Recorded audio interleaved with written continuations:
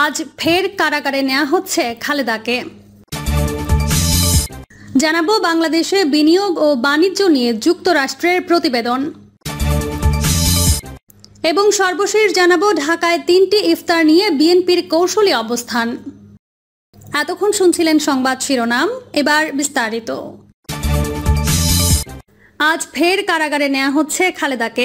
Bangabandhu Sheikh Mujib medical বিশ্ববিদ্যালয় হাসপাতাল থেকে বিএনপি চেয়ারপারসন ও সাবেক প্রধানমন্ত্রী খালেদা জিয়াকে ফিরিয়ে নেওয়া হবে নাজিম উদ্দিন রোডের পুরনো কারাগারে।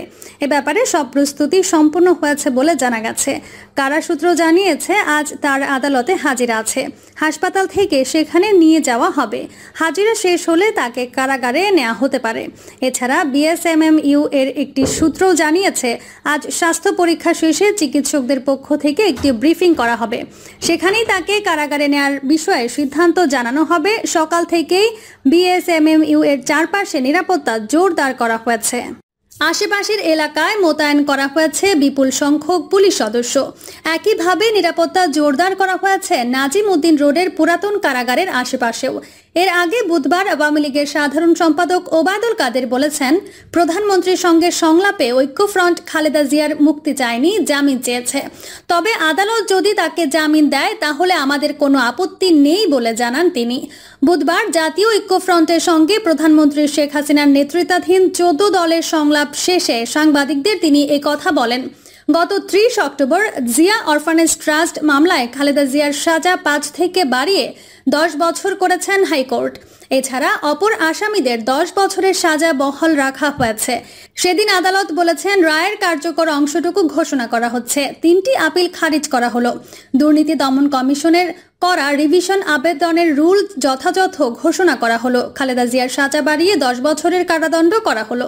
ঢাকার 5ম বিশেষ জজ আদালতের বিচারক মোহাম্মদ আখতারুজ্জামান গত 8 ফেব্রুয়ারি এই মামলার রায়ে খালেদা জিয়াকে 5 বছরের সশ্রম কারাদণ্ড দেন। চিকিৎসকরা জানিয়েছিলেন খালেদা জিয়ার বাত, ডায়াবেটিস, কোমরে ব্যথা সহ কিছু সমস্যা রয়েছে। বিএসএমএমইউতে তার চিকিৎসা চলছিল। গত 6 অক্টোবর খালেদা জিয়াকে কারাগার থেকে হাসপাতালে নেওয়া হয়েছিল। তখন থেকে তিনি বিএসএমএমইউ এর 612 নম্বর কেবিনে রয়েছেন। বাংলাদেশে বিনিয়োগ ও বাণিজ্য নিয়ে যুক্তরাষ্ট্রের প্রতিবেদন। বৈদেশিক বাণিজ্যে বাধা বিষয়ক প্রতিবেদন প্রকাশ করেছে যুক্তরাষ্ট্র, যেখানে উঠে এসেছে বাংলাদেশে বিদেশি বিনিয়োগ, বিশেষ করে যুক্তরাষ্ট্রের বিনিয়োগের প্রতিবন্ধকতা সমূহ। প্রতিবেদনে ঘুষ, দুর্নীতি ও অস্বচ্ছতাকে বাংলাদেশে বিনিয়োগে বাধা হিসেবে চিহ্নিত করা হয়েছে। বিদেশি বিনিয়োগ বাধা নিয়ে 2024 জাতীয় বাণিজ্য প্রাক্কল শীর্ষক ওই প্রতিবেদনে বলা হয়েছে, বাংলাদেশ আন্তর্জাতিকভাবে প্রতিযোগিতামূলক দরপত্র ও বাছাই প্রক্রিয়ার কথা বলে থাকে, তবে নিজের শুল্ক মূল্যায়ন নীতি সম্পর্কে এখনও বিশ্ব বাণিজ্য সংস্থাকে অবহিত করেনি দেশটি।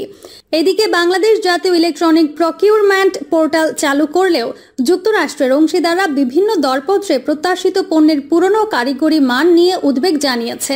এছাড়া কারিগরি মান পছন্দের দরদাতাদের কাজ দেওয়ার উদ্দেশ্যে নির্ধারণ করা হয় কিনা তা নিয়ে মার্কিন অংশীদারদের সন্দেহ আছে। একই সঙ্গে স্বচ্ছতার অভাব নিয়েও উদ্বেগ প্রকাশ করা হয়েছে প্রতিবেদনে। এতে আরও বলা হয়, যুক্তরাষ্ট্রের কয়েকটি কোম্পানির দাবি ক্রয় প্রক্রিয়ায় প্রভাব খাটাতে এবং যুক্তরাষ্ট্রের কোম্পানির দরপত্র ঠেকাতে প্রতিযোগিতায় অংশ নেওয়া বিদেশি প্রতিদ্বন্দ্বীরা স্থানীয় অংশীদারদের ব্যবহার করে। এমনকি দরপত্র বাছাইয়ে কারচুপির অভিযোগও উঠে এসেছে। ডব্লিউটিওর সরকারি ক্রয় সংক্রান্ত চুক্তির অংশীদার নয় বাংলাদেশ। ডব্লিউটিওর এই সংক্রান্ত কমিটির পর্যবেক্ষক হয়নি দেশটি। মেধার সত্য সুরক্ষায় সাম্প্রতিক বছরগুলোতে বেশ কিছু আইনগত উদ্যোগ নিলেও বাংলাদেশে এর কার্যকর প্রয়োগ অনিশ্চিত। মার্কিন প্রতিবেদনে উদাহরণ হিসেবে বলা হয়, সারা বাংলাদেশে নকল ও পাইরেটেড পণ্য সহজলভ্য। ভোগপণ্য, ওষুধ, পোশাক ও সফটওয়্যার খাতের পণ্যগুলো বাংলাদেশে নকল হচ্ছে বলে মার্কিন অংশীদাররা অভিযোগ করেছেন। বাংলাদেশে ডিজিটাল বাণিজ্যের ক্ষেত্রেও বিভিন্ন বাধার কথা উল্লেখ করেছে যুক্তরাষ্ট্র। প্রতিবেদনে বলা হয়েছে, 2006 সালের তথ্য ও যোগাযোগ প্রযুক্তি আইনের কথা বলা হয়েছে, যেখানে উল্লেখ করা হয় এই আইনের মাধ্যমে কিভাবে বাংলাদেশ সরকার তথ্য বা উপাত্ত প্রাপ্তির উদ্দেশ্যে যে কোনো কম্পিউটার সিস্টেম প্রবেশ এবং তথ্য আটকানোর কাজ করতে পারে। ডিজিটাল বাণিজ্যে বাধা হিসেবে আরও বলা যায়, Bangladesh telecommunication regulatory commission mobile অপারেটরদের রাজনৈতিক কারণে 2019, 2020 এবং 2023 সালে স্থানীয় এবং জাতীয় পর্যায়ে নির্বাচন সহ রাজনৈতিক কর্মসূচির আগে বিভিন্ন সময়ে ডেটা ট্রান্সমিশন সীমিত করার নির্দেশ দিয়েছে। বলা হয়, বিটিআরসি মোবাইল অপারেটরদের কক্সবাজারের রোহিঙ্গা শরণার্থী ক্যাম্পে ভয়েস কল ব্যতীত সেপ্টেম্বরে 2019 থেকে আগস্ট 2020 পর্যন্ত সমস্ত পরিষেবা ব্লক করার নির্দেশ দিয়েছে। 2023 সালের নভেম্বরে মন্ত্রিসভা থেকে নীতিগতভাবে অনুমোদন পাওয়া ডাক, টেলিযোগাযোগ ও তথ্য প্রযুক্তি মন্ত্রণালয়ের তথ্য ও যোগাযোগ প্রযুক্তি বিভাগ ডেটা সুরক্ষা আইনের বিষয়ে উল্লেখ করা হয় প্রতিবেদনে, যেখানে শিল্প এবং সুশীল সমাজের প্রতিনিধিদের উদ্বেগের বিষয়টি প্রকাশ করা হয়। প্রতিবেদনে বলা হয়েছে, বাংলাদেশে বিনিয়োগ থেকে লভ্যাংশ বিদেশে নিয়ে যাওয়ার প্রক্রিয়ায় অস্বচ্ছতার কথা যুক্তরাষ্ট্র ও অন্য আন্তর্জাতিক বিনিয়োগকারীরা তুলে ধরেছে। এছাড়া বাংলাদেশ থেকে রেমিটেন্স বিদেশে পাঠাতে আইনি জটিলতার কথাও প্রতিবেদনে বলা হয়েছে।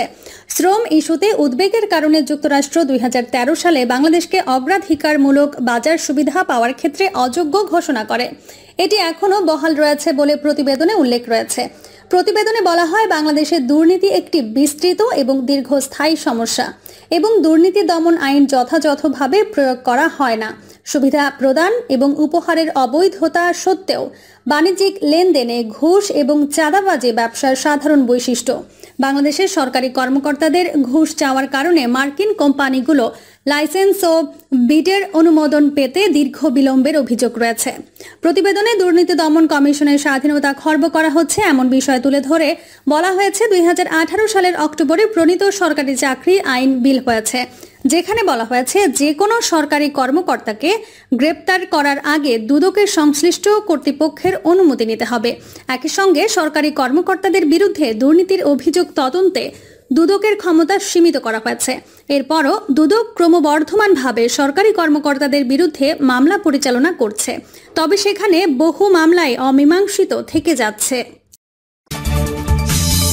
ঢাকায় 3টি ইফতার নিয়ে বিএনপির কৌশলী অবস্থান। কৃষক দল, 71 মুক্তিযুদ্ধের বিরোধী জামায়াতে ইসলামী ও আমার বাংলাদেশ পার্টির ইফতার নিয়ে কৌশলী অবস্থান দেখিয়েছে বিএনপি।